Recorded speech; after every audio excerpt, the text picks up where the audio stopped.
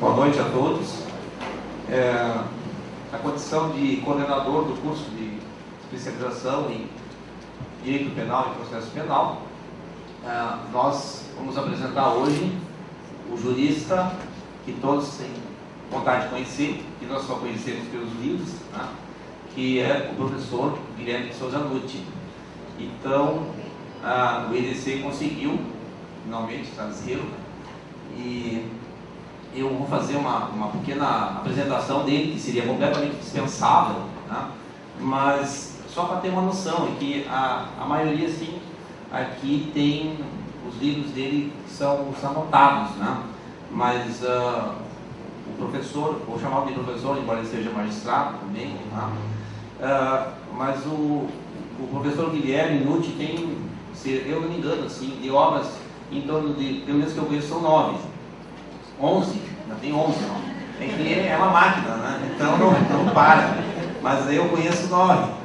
Então, para nós é uma satisfação poder recebê-lo, e eu aqui estou falando em nome do EDC, e o EDC está passando por uma fase assim, de extrema prosperidade na questão do ensino jurídico, quer nos cursos preparatórios para o exame de ordem, quer nos cursos de especialização em várias áreas, inclusive a ampliação física do prédio está demonstrando isso, né?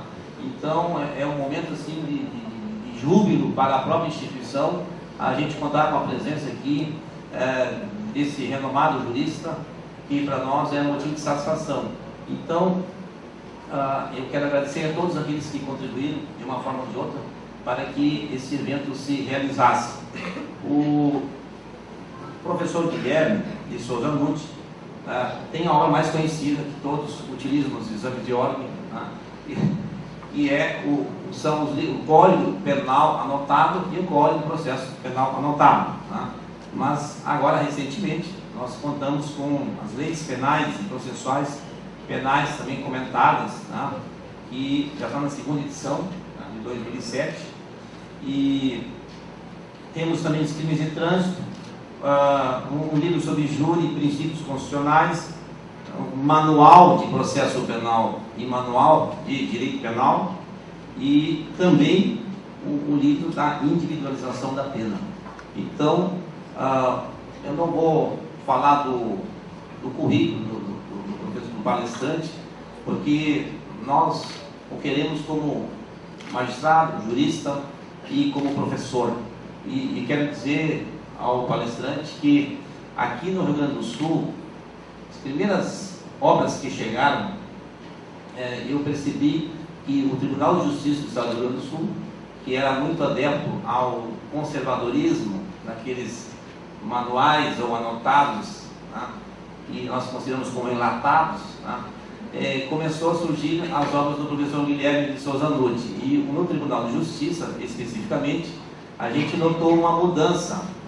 Isso se deve à qualidade das obras, à maneira como o professor Guilherme enfrenta as questões que são polêmicas, e ele consegue transitar tanto no Poder Judiciário quanto no Ministério Público e para quem advoga.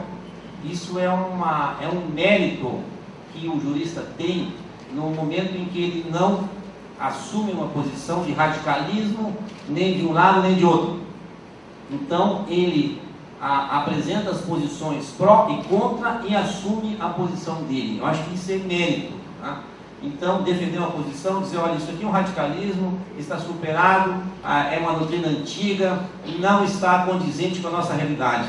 E isso é possível porque o professor Guilherme Nutti vive em São Paulo, trabalha em São Paulo e está com os pés na realidade. A diferença de um jurista de gabinete, que está fora do mundo, a gente percebe pelo seu ponto de vista. E o professor Guilherme tem uma característica de adaptar o direito à realidade. E a realidade hoje, 2007, como isso deve ser visto. Então, nós temos um complexo de normas penais e processuais penais ultrapassadas, sem formar um sistema, que todo mundo sabe, que cada vez que se edita uma lei penal, ela tem normas processuais, aí surge uma outra norma, como aconteceu agora recentemente, com a lei dos crimes hediondos, que permite a liberdade provisória, e a lei de drogas, de outubro de 2006, veda a liberdade provisória. Então, o que acontece? No nosso Tribunal de Justiça existe uma linha mais conservadora que se recusa a aplicar a lei dos crimes hediondos em matéria de drogas. Quer dizer que um homicídio qualificado é menos grave que tráfico de drogas, por esse ponto de vista. Então, eu estou querendo só colocar aqui uma pequena amostra da dificuldade que se tem hoje para escrever sobre direito, e principalmente sobre direito penal e processo penal. Então, esse momento de crise que se vive, as obras que se tornam best-sellers são exatamente essas, onde o jurista consegue harmonizar o ponto de vista que ele deve ter como doutrinador, mas como um homem com os pés na realidade. A vantagem que tem o professor Guilherme Nutti é que ele é um magistrado. O magistrado é o que tem a melhor visão sobre o direito, porque ele tem que conciliar, muitas vezes, uma paranoia acusatória, e também defender, ou melhor dizer, ser imparcial para examinar as questões que a defesa apresenta.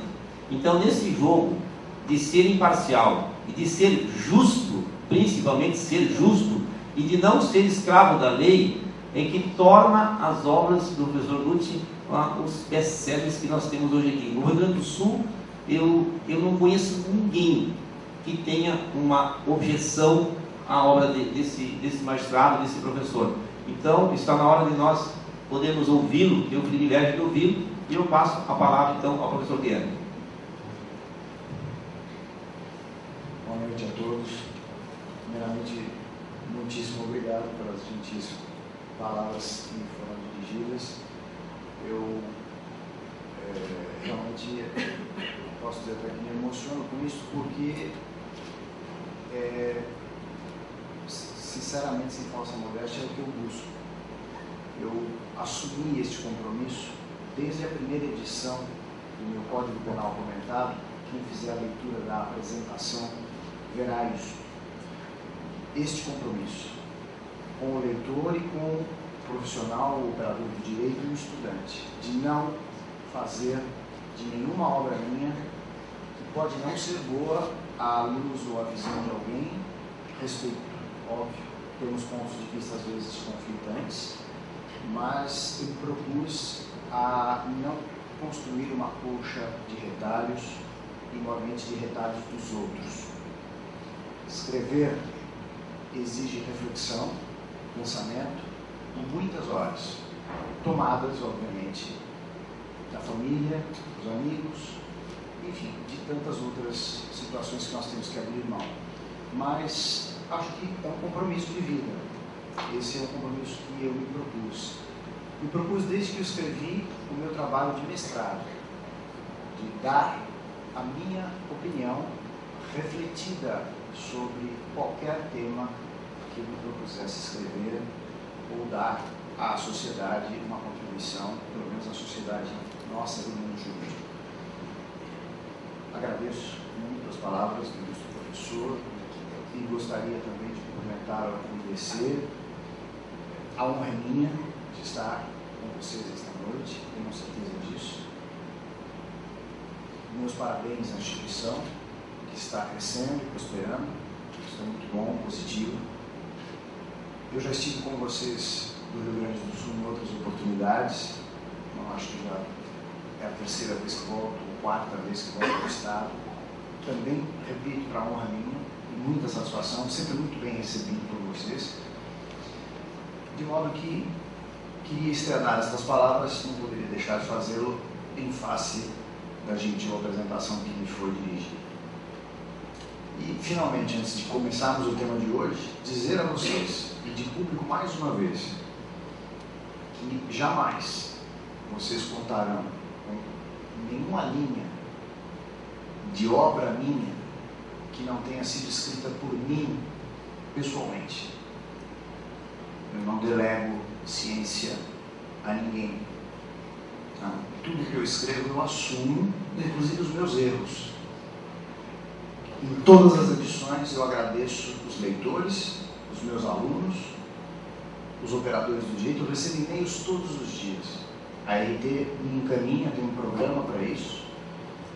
Alguns são cumprimentos, outros críticas a posições que eu possa adotar, mas a maioria contribuições. E eu assumo essas contribuições, eu leio, reflito e, se for preciso, mudo de ideia. Basta que vocês, aqueles que queiram, comprovem isso com edições sucessivas, como já mudei de posição de pensamento. Muito bem. Obrigado a todos, enfim, pela presença, e vamos aos trabalhos desta noite.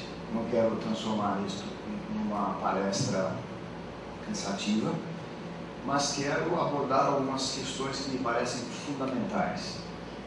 Eu, há pouco, falava com o presidente da União Estadual dos Estudantes, que me perguntou algo que me chamou a atenção, por isso vou começar a exposição por aí. Ele me perguntou, mas como é que nós podemos transmitir ao estudante, ou devemos, ou conseguiremos transmitir ao estudante a importância da correta aplicação e execução da pena? Eu disse, é fundamental a sua questão, porque é a partir do estudante que se vai mudar a sociedade tal como ela é hoje. É a partir do bacharel, não, melhor, do estudante de direito, do segundo ano da faculdade, ou do primeiro, se começar com penal, ou do terceiro, não importa. Mas é esse estudante com a mente aberta, coração aberto. Eu noto isso porque eu leciono para graduação até hoje e gosto muito. Não acho correta a posição, sem críticas, por favor, mas como eu me posiciono para absolutamente tudo, às vezes soa como uma crítica a terceiros, não é apenas o que eu acho. Não acho correta a posição daqueles que, ao atingirem determinado grau de conhecimento, falam, agora eu só leciono para pós-graduação. Eu abandono as turmas de bacharelado. Na PUC de São Paulo aconteceu isso muito. Há professores que não se julgam mais dignos do bacharelado. Eles falam só pós. Eu só quero falar em alto nível. Que alto nível? Um nível fechado, um nível muitas vezes sem os pés no chão, porque o aluno tem os pés no chão. O aluno da graduação, ele tem a mente aberta, ele está conhecendo. Tudo que você disser a ele, ele devolve com um questionamento, mas um questionamento puro, um questionamento de aprendizado. E é isso que te engrandece como professor. Refletir sobre aquela posição e falar, eu não pensei nisso antes. Porque o que está fazendo pós-graduação, ele já é advogado, ele já é promotor, ele já é delegado, ele já é juiz, ele já leva o ranço, muitas vezes, do tecnicismo para a sala de aula. E você pode falar o que quiser, em alto nível, filosoficamente, que ele não vai sair dali, chegar no fórum e ser exatamente quem ele é. Ele só quer o título, muitas vezes. Tem, evidentemente, um estudioso também, mas tem aquele que só quer o título. Então, é na sala de aula que nós temos que mudar essa mentalidade da aplicação da pena. O meu tema de hoje, crimes hediondos e individualização executória da pena, é um tema tormentoso, porque ele está ligado justamente a essa mentalidade que nós formamos no Brasil, que pena quase que não faz parte do universo do direito penal. Por incrível que pareça, direito penal e o juiz brasileiro lida muito mal com a aplicação e execução da pena. Esta é uma realidade, vocês poderão constatar nas atividades que exerçam, como estagiários, como profissionais. Aplica-se no Brasil a pena e a política da pena mínima. Este já é um primeiro ponto e a primeira crítica. Nós temos uma ficção, lamentavelmente, mas uma ficção que não poderia ser, porque tem lastro constitucional, que é o princípio da individualização da pena, no artigo 5º, inciso 46, primeira parte. A lei regulará a individualização da pena. É um impositivo. Quer dizer, regulará significa dará as regras para que o juiz aplique não como um computador, não como um robotizado técnico, mas como um ser humano, que julga à falta de melhor julgamento outro ser humano. Nós, com nossas falhas, erramos, acertamos, mas buscamos sempre acertar, tentamos como juízes. Eu acredito que todo juiz tem essa consciência, ou pelo menos a maioria quer acertar. Qual o perfil, então, da individualização da pena? E eu vou chegar à individualização executória na medida em que, quando se fala do princípio constitucional da individualização da pena, não podemos pensar e ficarmos apenas na superfície que individualizar a pena é somente concretizá-la na sentença condenatória. Homicídio, de 6 a 20 anos.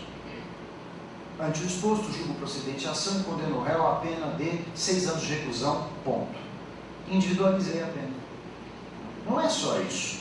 O primeiro passo de individualização da pena, e é isto que, lamentavelmente, e com a devida vênia, o Supremo Tribunal Federal equivocou-se em 1992, individualizar a pena começa no Congresso Nacional, a chamada individualização legislativa da pena. É o legislador o primeiro a respeitar o comando constitucional, não é o juiz.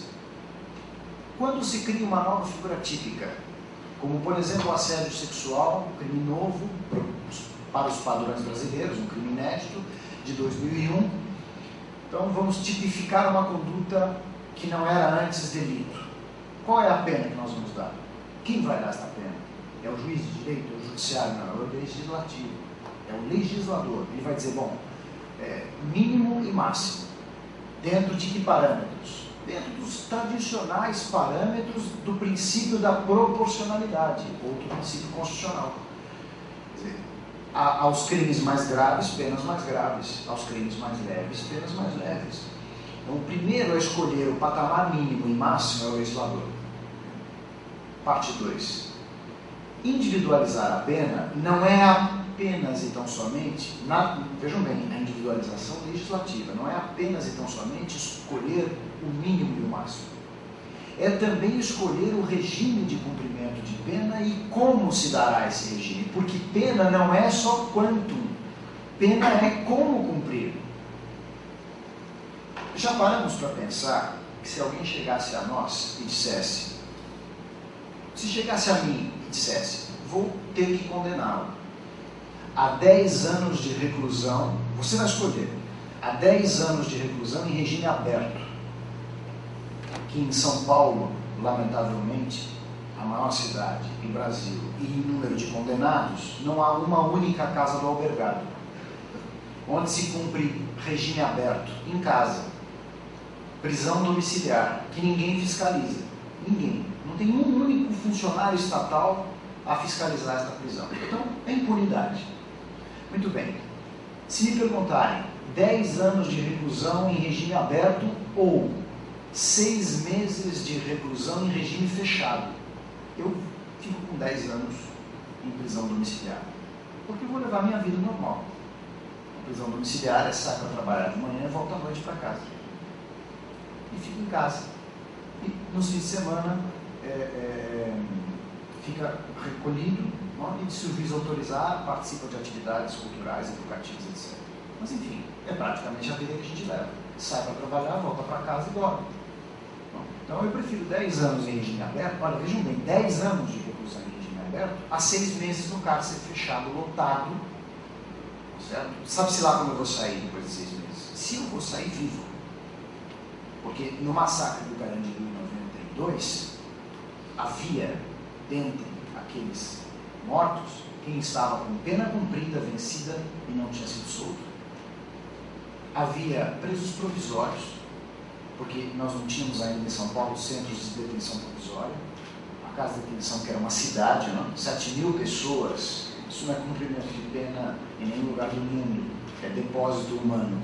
7.000 pessoas é uma população maior que muitas cidades brasileiras, muitas. Inúmeros municípios não têm 7.000 pessoas. E num único prédio, num único conglomerado, nós tínhamos 7.000 presos. Ali misturava-se provisório, condenado a pena grave, condenado a pena leve. Ou seja, uma individualização executória péssima, de péssimo nível. Então, no primeiro momento, individualizar é tarefa do legislador, cuidando do quantum da pena e do regime. Por isso eu fiz referência ao regime. O regime é extremamente importante. Fechado é semiaberto, é aberto e como? Entrou no fechado, fica lá, sai, quando sai e como sai. Isto é uma individualização legislativa. O que aconteceu em 90? Ao sabor de leis mal feitas, como o professor expôs, ao sabor de leis de ocasião. Alguns de vocês são jovens, não sabem da história da lei dos crimes hediondos, mas ela é fruto. Tudo bem que na Constituição de 88 ficou escrito no artigo 5º que haveria um tratamento mais rigoroso para crimes hediondos. Então era um postulado a ser respeitado. Então, por isso eu também sou um defensor de que tem que haver uma lei de crimes hediondos, porque há crimes mais repugnantes e graves que outros, com um tratamento mais rigoroso, sim. Até porque se eu prego a individualização da pena como minha bandeira, hoje uma das principais que eu busco defender, não posso esquecer que há criminosos e criminosos, há crimes e crimes, vamos separar o joio do trigo. Então precisamos de uma lei dos crimes hediondos, sim, sem dúvida. Porém, o que fizeram em 90, por conta da onda de sequestros na cidade do Rio de Janeiro, envolvendo empresários, rapidamente o Congresso Nacional, como envolve a elite, isto é uma realidade também nacional, não vamos negar, nós somos a elite, inclusive, sejamos francos, quem chegou à universidade no Brasil, seja ela qual for, é a elite. Então, nós, muitas vezes, esquecemos que o legislador trabalha para nós. O legislador trabalha para ele, em primeiro lugar. Primeiro. Depois, ele trabalha para o Poder Executivo, arrecadar muito imposto. E, em terceiro lugar, ele trabalha para nós, a elite brasileira. E depois, o que sobrar, o resto do Brasil pega o farelo. Nesta ordem de ideias, ele legislou rapidamente a lei dos crimes hediondos, era para sair a lei prevendo que a extorsão mediante sequestro era crime hediondo. Evidentemente ia pegar muito mal. Aqueles que acompanharam os trabalhos legislativos narraram isso.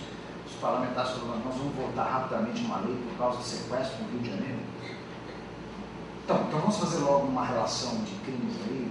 Eu não sei como fizeram, sinceramente, eu não estava lá e ainda bem, porque eu ia me chocar demais.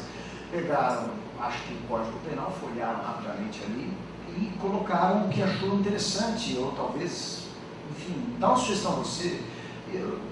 Enfim, foi até aprovado, se não me falha a memória, por falta de liderança, nem passou pelo plenário.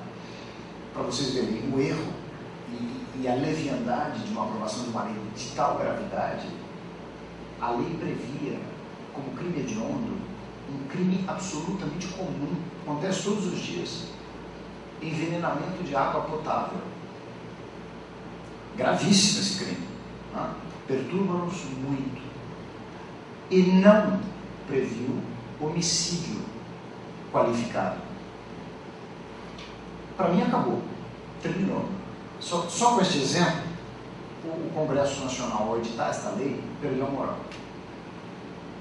Principal delito, numa cidade como São Paulo, violentíssima, com inúmeros homicídios por dia, a bater recordes. Ora nós estamos em primeiro, ora em segundo no mundo em número de homicídios. Eu trabalhei 7 anos no Tribunal do Júri.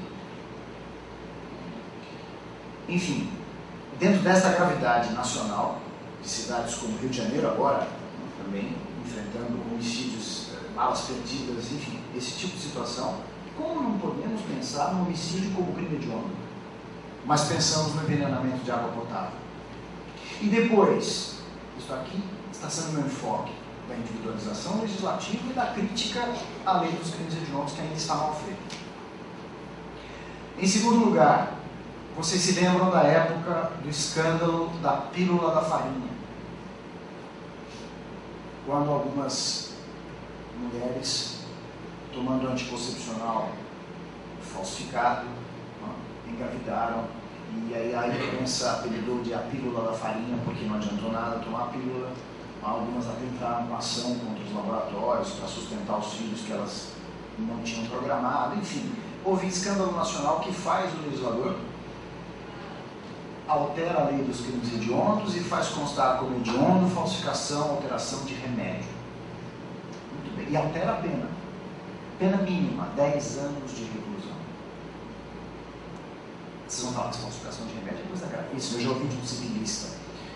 Vocês penalistas não sabem o que dizem. Vejam, uma pessoa tem câncer, está em estado terminal, se falsifica o remédio, ela morre. Isso é um homicídio. Eu falei, pode até ser, no seu exemplo, um exemplo duro. Tá? Agora, vá ler, antes de falar, o tipo penal e veja que ali, se falsificar esmalte de unha, também é hediondo.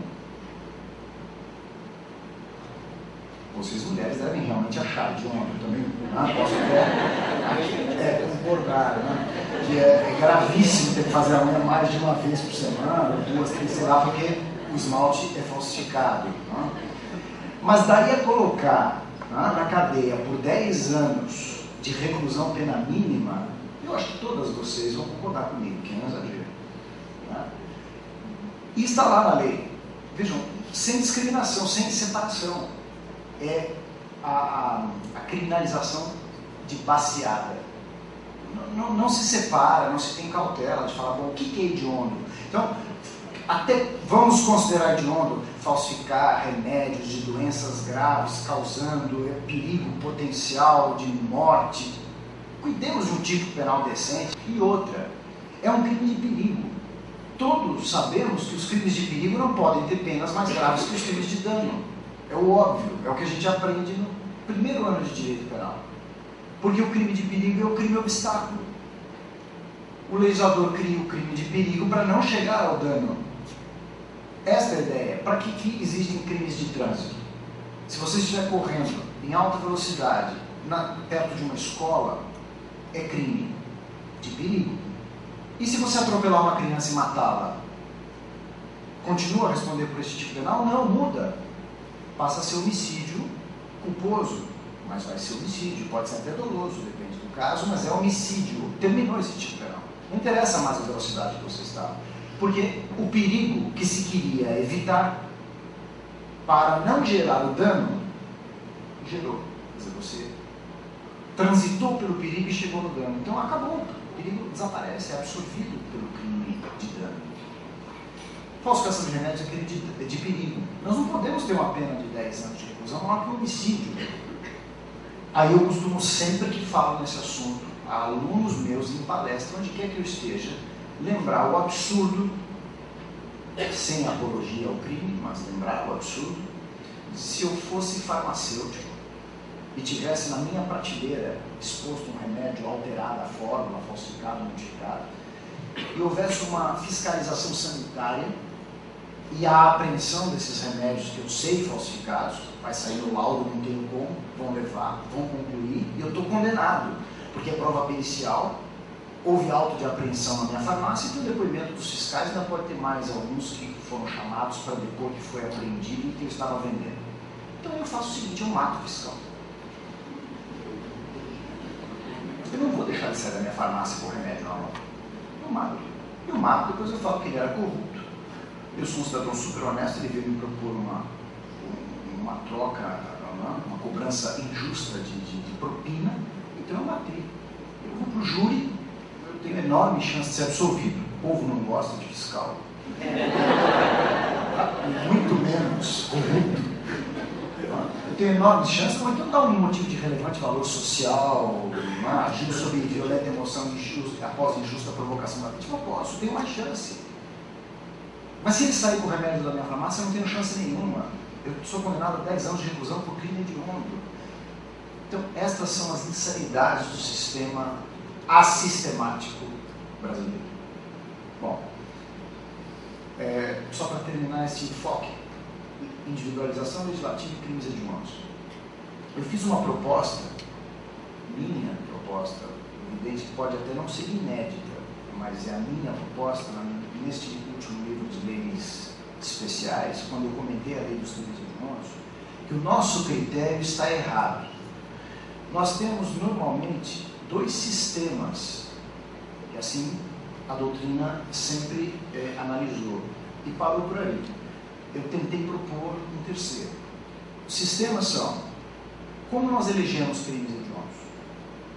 Das duas, ou entregamos para o legislador e ele faz uma lista, uma relação, que foi o sistema que nós adotamos, aí vem estas barbaridades, envenenamento de água potável entra, envenenamento de água potável sai, entra falsificação de remédio, entra homicídio consumado por causa da Glória Pérez, porque se fosse ela, talvez até hoje não tivesse, porque ela foi assassinada, ela colheu mais de 1 milhão de assinaturas e foi ao Congresso Nacional com uma pilha. E como ela era novelista, botou, enfim, isso no ar, sem parar, o Congresso Nacional é sensível. Agora, quantos não morrem todos os dias ou não morreram todos os dias de 1990 ao final, até julho de 94, quando saiu a nova lei, colocando o crime hediondo, o homicídio? Muitos. Mas foi preciso morrer a filha dela para se tomar uma providência sensata. Esta foi sensata, de colocar o homicídio como um crime hediondo. Muito bem. Então o critério da legislação, o critério da lista, é um critério precário, porque o nosso legislador não tem a menor condição de assessoria louvável, eu acho, que não é possível. Se ele tivesse excelentes assessores penais, sairia uma lista condizente com o que a doutrina brasileira prega ou pede, os tribunais ensinam que seria hediondo. E aí, conforme vou elencar mais um dano legislativo, vocês devem observar que, ao tentar corrigir esta bobagem que fizeram em 90 e colocar o homicídio como crime hediondo, eles colocaram homicídio qualificado, perfeito, e simples, se praticado em atividade de grupo de extermínio. Quem fez isso? Ou nunca leu jurisprudência brasileira antes, ou se leu, desprezou. Porque pensem, eu trabalhei no júri e trabalhava numa região em São Paulo onde eu lidava todos os dias com quadrilhas de grupo de extermínio, os chamados justiceiros. Vários. A praga aqui no Rio de Janeiro é o traficante, nas favelas, aqui em São Paulo era, pelo menos até quando eu saí do júri, os chamados justiceiros. Tanto que eles eram separados na casa de detenção de São Paulo, senão era um pavilhão só de justiceiro. Imaginem, lógico, o assaltante encontrar o justiceiro. O justiceiro mata o assaltante. Esta é a ideia. Mas mata gente honesta também. Então não vamos também ficar do lado do justiceiro, porque ele vira mercenário, saibam vocês. E começa em tese, tudo errado, não é sair matando as pessoas e fazendo justiça pelas próprias mãos, está errado. Mas ele começa com bons propósitos. A polícia não entra na favela, então eu mato o bandido. Aí ele gosta, e os comerciantes começam a pagar, ele vai enriquecendo, vendo daquilo, daqui a pouco fala, olha, também não gosto do meu vizinho, viu? Toma. E ele vai lá e ele mata, porque ele já acostumou. Ele mata uma pessoa como a gente mata um inseto qualquer, ou pisa numa formiga, e ele vai morrer de dor na consciência, porque uma formiga, você pisou, não durmo mais, a gente dói. Então é mais ou menos essa a ideia. Aí colocaram, o homicídio simples, se praticado por grupo de extermínio. Ora, se é praticado por grupo de extermínio, é torpe. Ou é paga, ou é promessa de recompensa, ou outro motivo torpe. Sempre foi. Eu nunca recebi uma denúncia, nunca, do Ministério Público, denunciando um justiceiro na forma simples. Nunca. Nunca é nunca. 100% o promotor coloca na denúncia, qualificado pela torpeza. E é. Então não existe homicídio simples em atividade de grupo de extermínio. Porque se a gente chegar à conclusão de que isso não é torpe, matar uma pessoa em atividade de extermínio, então nada é torpe. Fazendo um raciocínio inverso. Façamos de conta que existe um homicídio simples, praticado por grupo de extermínio, e não é torpe. Então, se isso que é gravíssimo, repugnante, não é torpe, então nada é torpe. Então nós ficamos colocando torpe o quê? Crime passional? Matou por ciúme, é torpe. Bobagem. Bobagem. Não existe homicídio simples praticado por grupo de extermínio. Finalizando. O legislador tem um poder enorme para fixar a pena e não usa mal, fazendo estas bobagens na lei dos crimes hediondos e mais, colocando o regime padrão, fechado integral. Foi o primeiro erro. Em 1992, o Supremo, muito conservador à época, por 9-2, votos vencidos dos ministros Marco Aurélio Sepúlveda e Pertence, decidiu que a lei era constitucional. O argumento: a lei regulará a individualização da pena. Então a gente faz uma interpretação literal. Quem individualiza a pena é a lei. Se a lei diz que o regime é fechado integral, a Constituição diz que é a lei. Não é o juiz, é a lei. Não, pera um pouquinho. O comando é o que agora o Supremo conseguiu alterar. A lei regulará a individualização da pena, significa haverá individualização da pena. Se eu disser a lei regula a individualização da pena e vedo a individualização da pena, então não há individualização da pena. Eu falo, a lei regulará o salário mínimo. Aí vem uma lei e diz, não há salário mínimo no Brasil. Eu posso tudo. O legislador mandou que eu regule o quê? Como se paga, qual o valor. Agora, eu não posso matar o direito. E essa foi a interpretação em 92. Passados os anos, o Supremo mudou. Nós tivemos, então, agora vou migrar. Individualização legislativa fracassou com a lei dos crimes hediondos, o Supremo resgatou e o Congresso alterou a lei e agora é cabível a progressão. Nós vamos chegar lá na individualização executória. A segunda fase é a individualização judiciária da pena. Essa não é o objeto da nossa conversa de hoje, mas apenas ficará registrada mais uma vez a minha crítica. O segundo personagem a individualizar a pena é o juiz de direito. Ele deve, na sentença, escolher entre o mínimo e o máximo, escolher o regime, escolher os benefícios cabíveis e então fechar. Tem várias tarefas, de 6 a 20, em qual regime, qual benefício, cabe sursi, não cabe, fechei. Muito bem. Faz isso, agora, meia culpa passamos nós do judiciário. Eu não tenho procuração de todos os juízes do Brasil. Não, absolutamente. Mas eu tenho dados concretos. Na minha tese de livre docência, que é hoje o livro Individualização da Pena, eu tive a colaboração de alunos meus, todos bacharéis em Direito, cerca de 80 a 100 bacharéis que se enfurnaram na vara de execuções criminais da capital São Paulo, a maior da América Latina, em número de execuções em trâmite. Pegaram execuções de todo o estado de São Paulo e do Brasil, porque há muitos presos que estão cumprindo pena em São Paulo e que foram condenados em outras unidades da federação. Consultaram durante 3 meses 712 execuções penais. Número de pena mínima fixada, 64%. Número de penas fixadas um pouco acima do mínimo, 36%. Já dá para vocês se notarem que o número de pena máxima é 0. Não existe pena máxima no Brasil. É uma ficção. E para que está na lei? Qual a razão? De 6 a 20. É para ilustrar o código? Se é para ter sempre a pena mínima, façamos homicídio. Simples, pena 6 anos.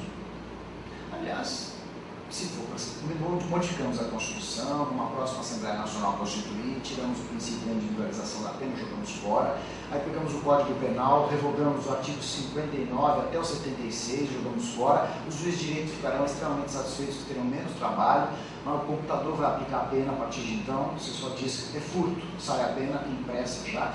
Todo mundo sai ganhando nesse particular, a sociedade sai perdendo, mas é ela sempre que perde, entendeu? Enfim, aí nós mudamos toda a estrutura, mas não é assim.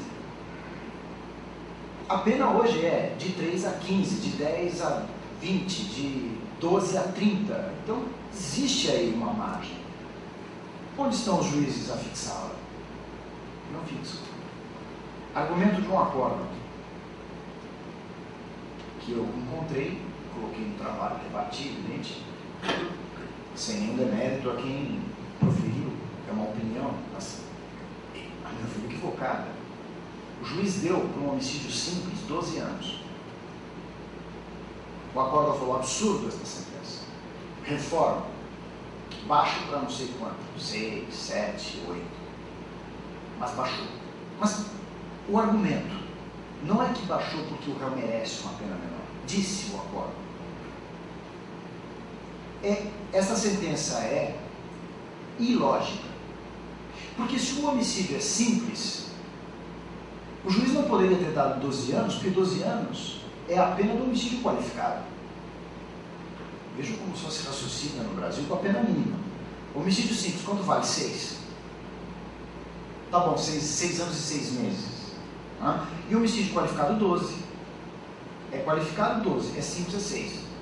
Esquecendo que a pena do homicídio simples é de 6 a 20. Então, lógico que eu posso dar 12. O argumento foi esse. Porque atingiu a pena do crime qualificado e o crime é simples, baixo. Aí eu lanço a vocês a seguinte questão. O que qualifica um crime de homicídio para que a pena possa dobrar o mínimo? Quantas qualificadoras nós precisamos? 5. Presentes? Nem dá. Não? É impossível. Mas quantas precisam? Quantas são necessárias? Vocês sabem. Matou por motivo torpe. Qual é a pena mínima? 12. Com uma única circunstância, a pena já dobrou. Agora imagine que eu pegue todas as circunstâncias do artigo 59 desfavoráveis. Todas. Péssimos antecedentes, péssima conduta social, péssima personalidade, péssimos motivos que não torpe outros. Péssimas circunstâncias daquele caso concreto, consequências do crime e comportamento da vítima, tudo negativo para o réu. Eu não posso dar 12. De 6 a 20, eu não posso dar 12, porque eu bato no qualificado. Ora, mas uma única circunstância autoriza dobrar a pena.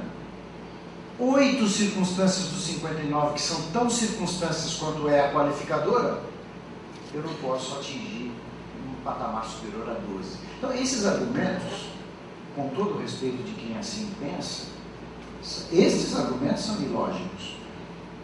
Já conversei com colegas que disseram a mim, eu não dou pena superior ao mínimo. Por quê? Porque eu acho que o cárcere brasileiro é uma porcaria, eu acho que a pena mínima já é muito. Ideologia. Eu fixo pena ideologicamente, não tecnicamente. Tá bom. O que eu posso fazer? Outro já me disse, eu tenho dó. Eu tenho pena. Não é possível. Você é um humanista, vai de família. Não? Trabalha, infância e juventude, não? Na parte não dos infratores. Vai trabalhar com os carentes. O juiz também faz caridade, também dá para fazer. Não, com vocação, é verdade. Eu acho que o juiz de vara de família tem que ser um vocacionado. O juiz de vara de infância e juventude também. Porque vai lidar com um lado sensível do ser humano. Mas não criminal. A sociedade espera do juiz criminal prudência, equilíbrio e justiça. Eu não sou um pregador da pena máxima. De jeito nenhum. Da pena justa. Se nós temos de 6 a 20 é para usar. Ponto. Não é para figurar no código. O brasileiro está mais do que mal acostumado de tudo. Existe só para inglês ver. Ponto. Nós não aplicamos. temos centenas de normas penais, figuras criminosas, que a polícia simplesmente na rua ignora, vê acontecer e passa com a viatura e fala, eu tenho mais o que fazer. Então vamos revogar. Vamos fazer uma limpa no direito penal, e o que sobrar nós vamos cumprir, porque senão continuamos com o nosso velho sentimento de impunidade. Lei no Brasil que pega, lei que não pega. Como é que tem lei que não pega? Não é carro. É lei. Não, hoje não está pegando. Ou ontem pegou também. É lei assim. Hoje eu não estou com bom humor, não aplico. Amanhã, meu humor melhor, eu aplico a lei. Não, lei não é isso. E juiz não é para ter humor. É para aplicar a lei de maneira justa. Senão nós vamos equiparar os desiguais. E é isso que nós vivemos em todos os ramos do direito lutando para não acontecer. Não é assim? Equiparar os desiguais não está certo. Vamos tratar desigualmente os desiguais. Isso é isonomia. Então a pena justa precisa ser implementada no Brasil. A terceira parte, que é propriamente que eu preciso abordar com vocês hoje, é a individualização executória da pena. São os três planos. O primeiro é a legislativa, o segundo é a judicial e o terceiro é a executória, que infelizmente muitos juízes também erram, e profissionais, operadores do direito, dos dois lados, Ministério Público e Defensoria, enfim, erram, encaram a execução penal como se fosse um simples processo penal em continuidade, uma bobagem, uma relação qualquer entre o Estado e o condenado, que o juiz não tem que se preocupar muito. Nós não temos no Brasil execução administrativa da pena, como outros países têm. Como nos Estados Unidos, vocês já devem ter cansado do filme americano, a comissão de condicional vai à cadeia do Poder Executivo, tem nada a ver com o Judiciário, e diz, você tem liberdade condicional, você não tem, você tem, você não tem. O juiz lava as mãos, o juiz não há juiz de direito nos Estados Unidos para individualizar execução de pena. Eu já vi audiência de sentença nos Estados Unidos, as partes se sentam, depois do júri aconteceu, condenam, voltem daqui 3 meses para a pena, marca audiência de pena, para discutir a pena. Até acho interessante, o professor Escarencio Fernandes já propôs isso, numa obra, num artigo, que a gente pudesse discutir com o juiz a pena, uma audiência para isso, ou uma fase do processo para isso. Talvez, quem sabe, a gente saísse do ranço da pena mínima, e aí as partes iriam ter que falar alguma coisa sobre pena. Vocês vejam que alegações finais, todo mundo está preocupado com os fatos. É culpado ou inocente? Culpado ou inocente? Advogado discute pena? No máximo pede benefícios. Tudo bem, é a função dele. E promotor? Sugere ao juiz qual é a pena? Rarissimamente. Rarissimamente. Depois recorre. Quando o juiz fixa o mínimo, alguns falam, errado. Aí, por que não sugeriu? Na alegação final, fala, olha, esse réu tem maus antecedentes, tem isso, tem aquilo. Muito bem. A individualização executória é extremamente importante, porque é a terceira fase. A pena no Brasil é maltratada em todos os âmbitos. Legislativo, já falei, judiciário agora, e terceiro, na execução. A pena não transita em julgado imutável. A coisa julgada em matéria penal, vocês sabem, é flexível. A pena não é a pena. É quase que uma sugestão. Quando você tem 12 anos, como é que você cumpre? Em regime inicialmente fechado. Muito bem. 12 anos são 12 anos? Eu garanto a vocês que podem ser 12 anos inteirinhos e pode não ser. Quando é que pode ser 12 anos, a pena de 12, inteirinha, cumprida? 12 anos no regime fechado. Pode acontecer essa hipótese? Pode. O réu entra condenado no cárcere, no regime inicial fechado.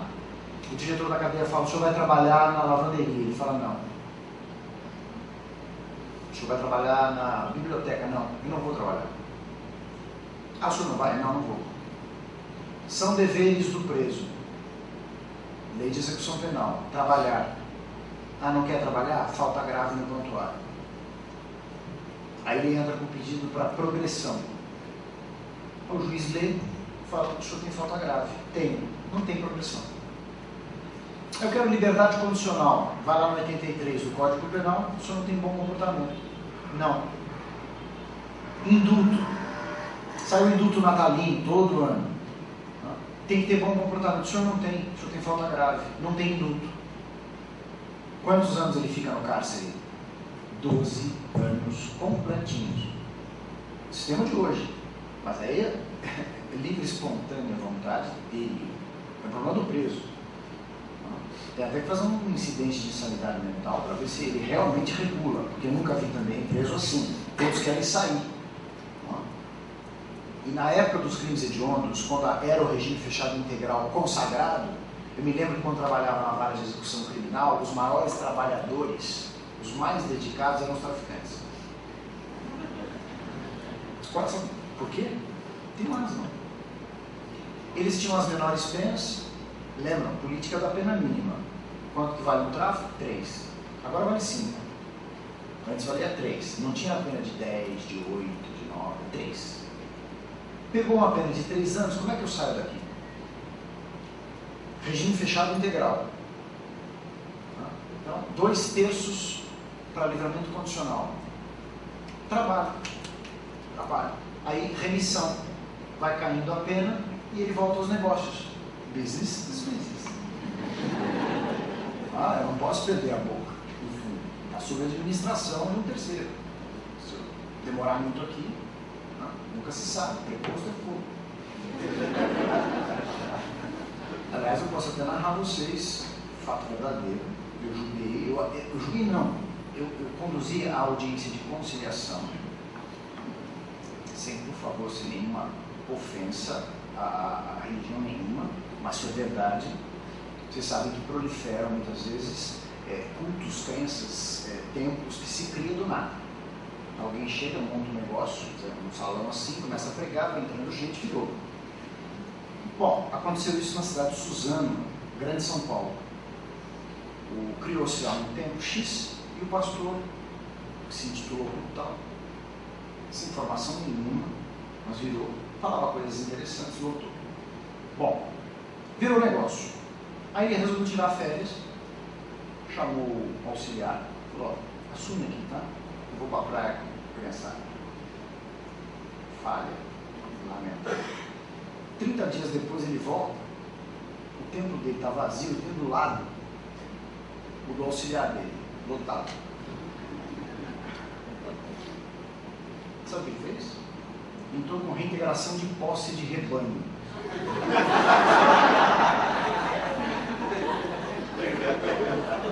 Acumulada com indenização, perdas e danos, lucro cessante, danos morais. O juiz substituto, começo de carreira, não ficava pulando de vara em vara. Chego lá, me designam para Suzano, chego lá, qual é a pauta do dia? Primeira audiência, pastor A, advogado, pastor B, o A. Li isso no inicial, era caso que tem indefinido já, né? Mas o titular não tinha indefinido, quem sou eu? Vou falar, isso é um absurdo, inépita, então não queria encrenca. Não teve dúvida, invoquei o lado, falei: os senhores, homens da divindade, de elevadíssimo espírito brigando por mesquinharia. Bom, em suma, saiu o acordo. Criaram uma soma X, por exemplo, 100 mil reais, estou chutando, pagas em 10 vezes, com correção, juros, e o cidadão que perdeu o rebanho, o outro pagou, e ele foi montar coisa em outra paragem, porque ali já estava lotado. Então, é isso. É uma realidade do mundo. Não é nada... E voltando, portanto, a essas situações meio anormais, eu nunca vi um preso dizer: não quero trabalhar. E nenhum traficante também não querer, porque ele perde o ponto, que vale bastante. Tudo isso para dizer a vocês o seguinte: a individualização executória da pena depende da sensibilidade do juiz, do legislador e das garantias constitucionais, tanto quanto o processo penal de conhecimento. É preciso dar ampla defesa, é preciso dar devido processo legal, é preciso ouvir o sentenciado antes de tomar qualquer decisão que o prejudique. Tudo isso é perfeito. Mas é preciso levar a sério a execução penal também. Não é possível nós simplesmente também padrão. Agora eu vou fazer a crítica ao contrário. Da mesma maneira que eu defendi que o regime integral fechado é um absurdo, porque não permite que o juiz da execução avalie e também separe os desiguais, bom comportamento progride, mau comportamento fica, que é esse o sistema hoje, correto. Péssimos antecedentes, pena maior. Ótimos antecedentes, pena menor. Não é dar a cada um o que é seu, que cada um merece, não é isso que é individualizar uma pena. Individualizamos a execução penal. Por isso, se eu defendo que o regime fechado integral era inconstitucional e isso foi corrigido, eu defendo hoje, e eu tenho certeza que vai ser corrigido em breve, que padronizaram a execução penal, modificando o artigo 112 da lei em 2003. A Lei 10.792, a pretexto de criar regime disciplinar diferenciado, o RDD, deu com uma mão e tirou com a outra. Isso é típico brasileiro, negociado. Por quê? Em primeiro lugar, olha, acompanhe o absurdo de uma execução penal no Brasil e as suas ilegalidades gritantes. Por isso, individualização executória da pena também falha, gravemente falha, olha bem. Em São Paulo se criou o RDD antes da lei,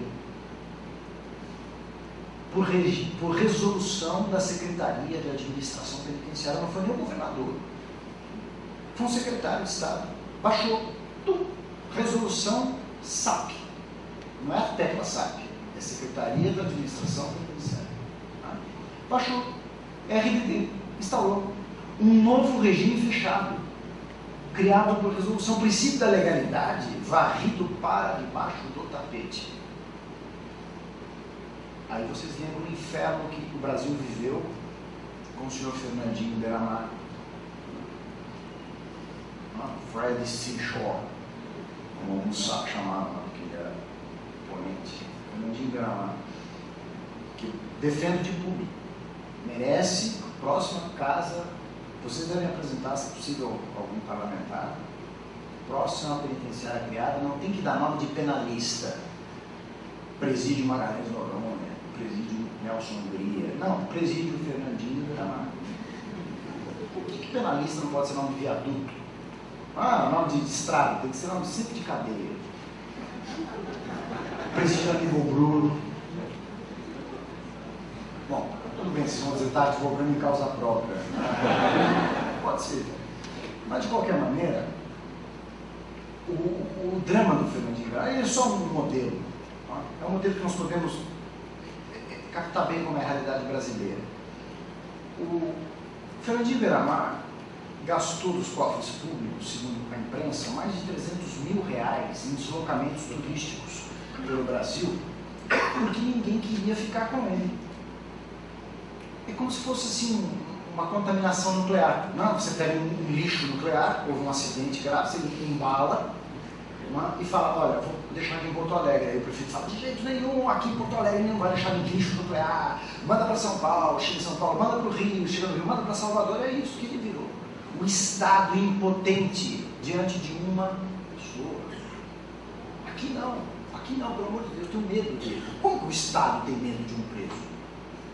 Ajoelhamos diante disso. É o Estado, sociedade ajoelhada. Eu, se fosse governador de qualquer Estado brasileiro, na época, falava, manda ele para cá. Porque aqui no meu Estado tem lei. Eu seria reeleito o resto da vida. Ninguém fez isso. Em Florianópolis, vocês sabem, a prefeitura chegou a interditar a sede da Polícia Federal, tirou o alvará de funcionamento da Polícia Federal para tirar o Fernandinho Beiramar de lá. Vocês já viram isso? Isso é país sério. Tem a Superintendência da Polícia Federal, só está sem alvará, interditado, lá. Não é a Casa de Comércio, é a Polícia Federal. Isso é realidade. Os senhores sabem, é verdade, eu não reproduzo. Em suma, andou para em São Paulo. O presidente Venceslau, já no regime de RDD, cadê a lei? Nós não tínhamos. Tentou se regularizar com medida provisória, tentou se regularizar com decreto, tentou se regularizar de todas as maneiras possíveis, mas já estava insustentável para os tribunais denegarem habeas corpus, porque ele entrava dizendo, não tem este regime na lei, e eu estou preso. Muito bem. Aprovar às pressas a Lei 10.792 de 2003, criando o RDD, artigo 52 da Lei de Execução Penal. Acontece que os governadores, eu não tenho nenhuma evidência disso, mas eu sei que nenhum governo, seja de que partido for, gosta de preso, porque ele custa muito e não dá voto. Muito bem.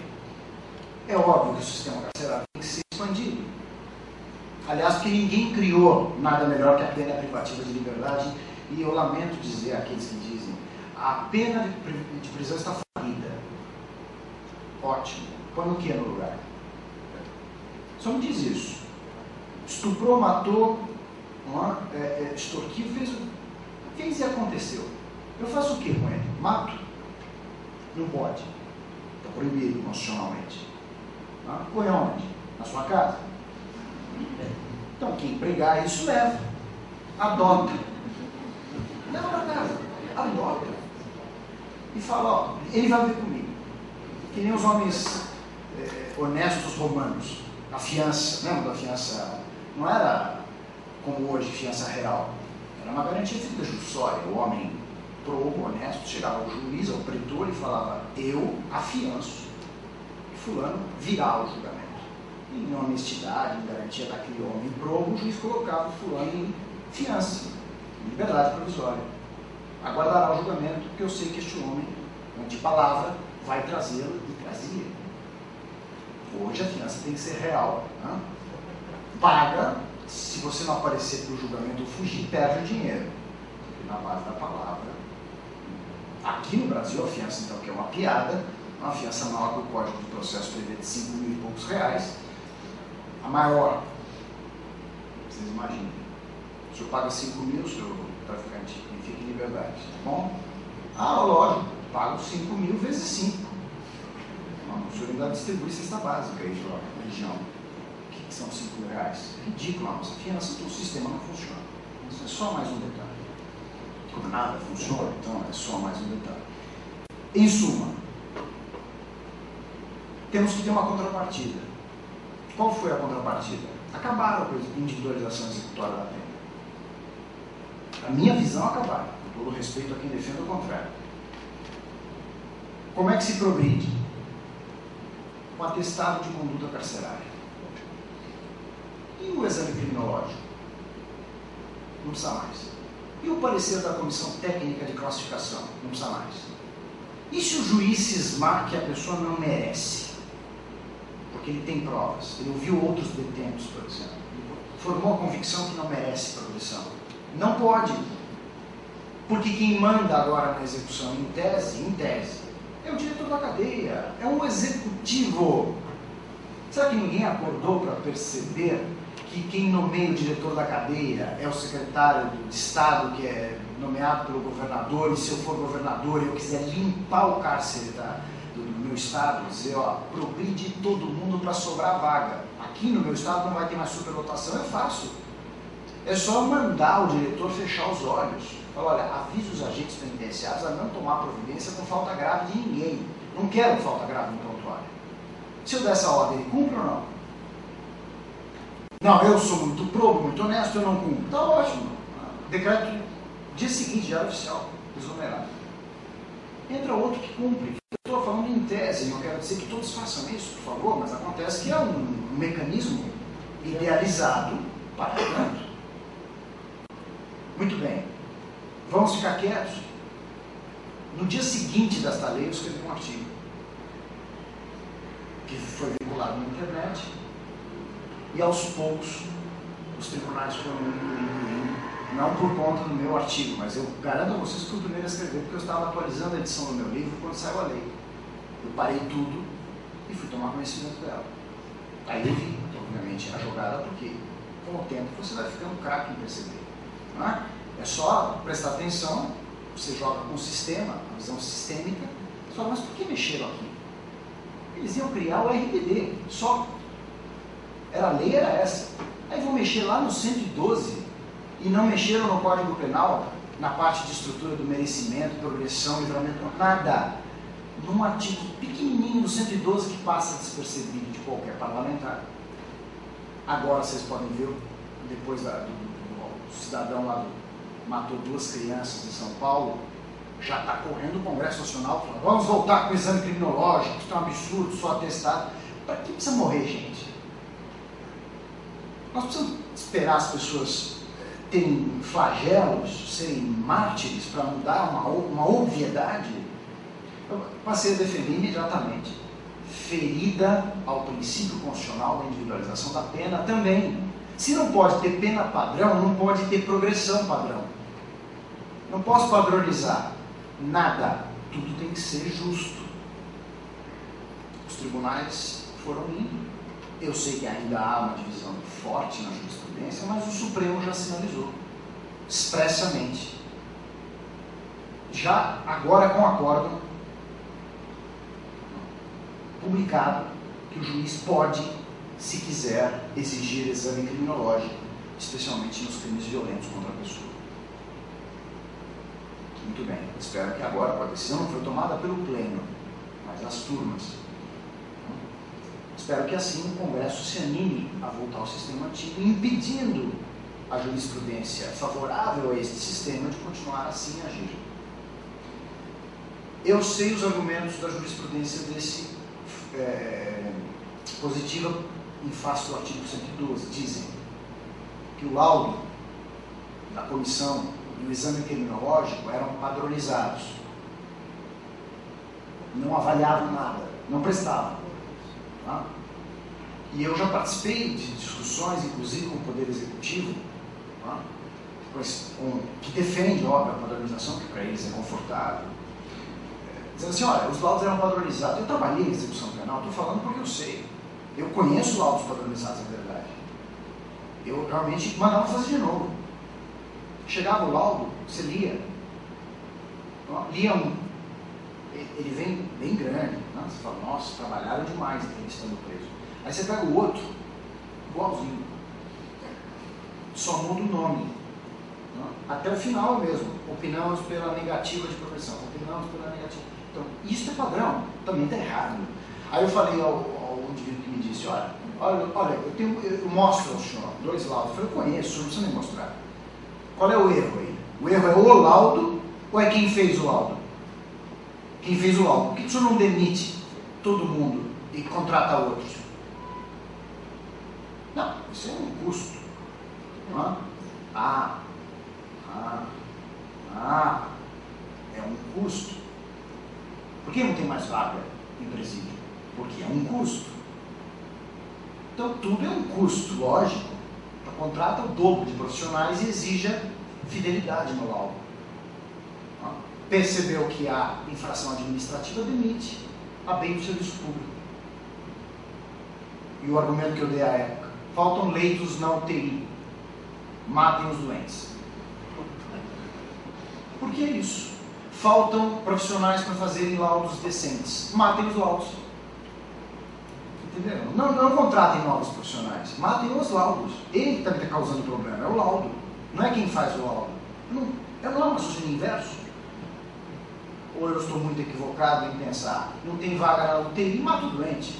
Aí ele sobra vaga. Vai chegando, se termina na porta do hospital. Assim que completar o número de vagas, ninguém mais entra no hospital, corre todo mundo na porta. Fácil, não precisa fazer leito hospitalar.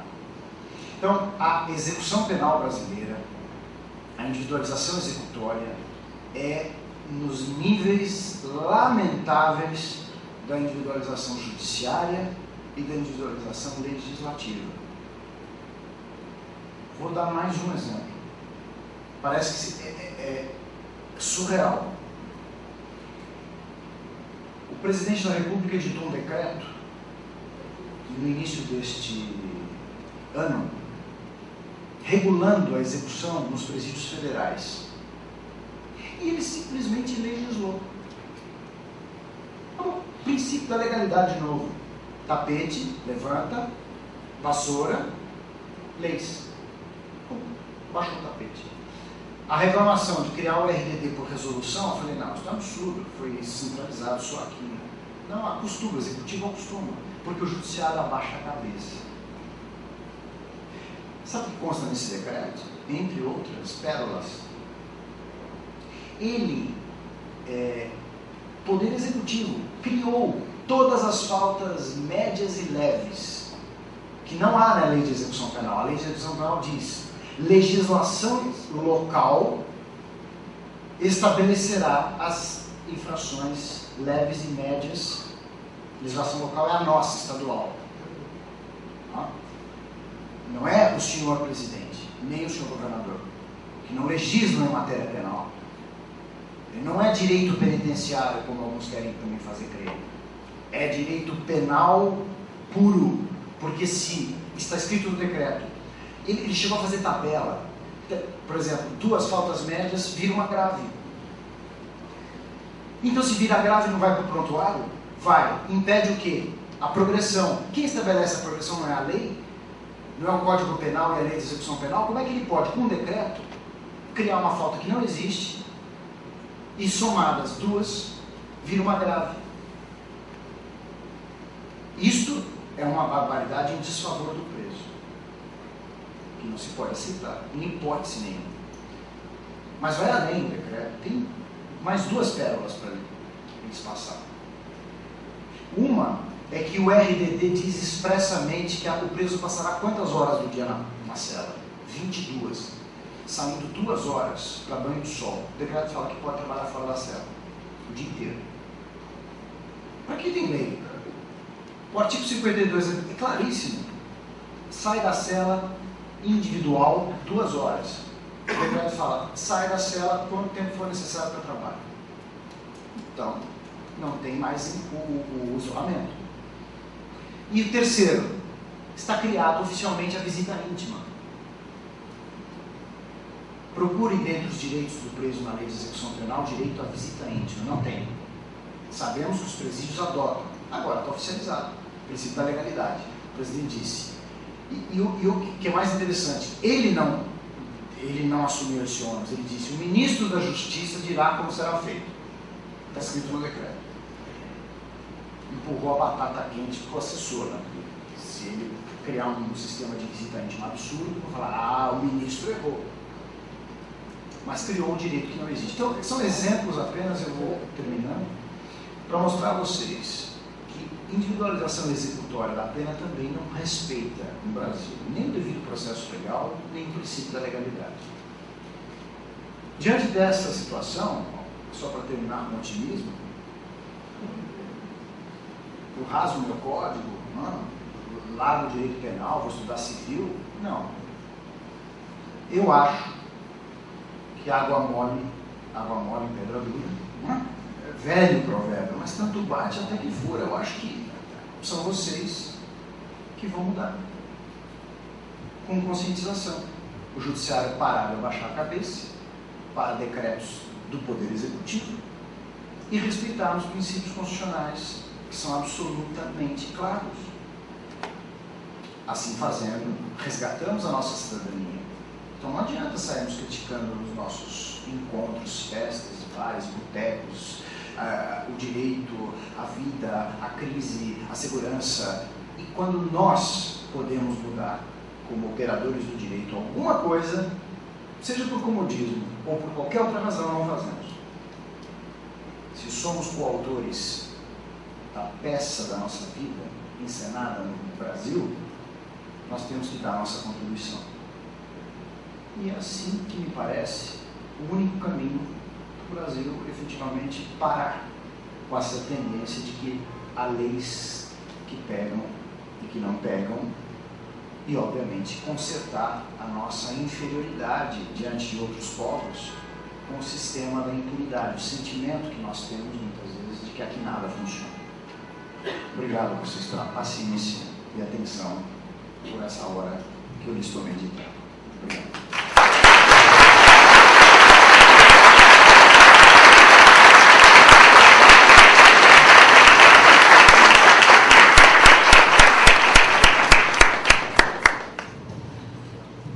Bom, nós conseguimos agora a comprovação de que quem tinha dúvida que as obras do professor Nutti tinham mãos alheias, conseguiu comprovar que cada linha realmente é ele que escreve, pela lógica, pela coerência, pelo espírito crítico e pelos pés da realidade que a gente vê que o professor apresenta. Então, o EDC foi uma honra contar com a presença do professor Nutti, porque é esse perfil de profissional que nós buscamos e que o EDC canaliza toda a sua orientação. Então, os interessados em adquirir as obras do professor Nutti podem se dirigir ao saguão e outros também haverá autógrafo. Obrigado pela atenção e pela presença do professor.